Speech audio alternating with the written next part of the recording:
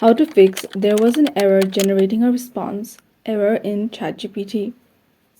So go ahead and make sure that you are logged into your ChatGPT, and then click on the three dots at the top right corner and go ahead and click on this refresh icon. So once your page is refreshed, go ahead and try again. So if this doesn't work, what you can do is check if your internet is stable. And you can go ahead and turn your Wi-Fi on and then off, or turn the airplane mode on for some time and then turn it off again and then turn on your Wi-Fi.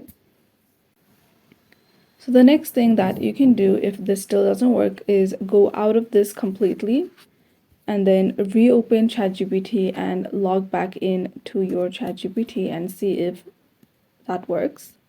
So if this still doesn't work, what you can do is switch to another web browser. So if you're on Chrome, you can go to Opera or Safari or another web browser.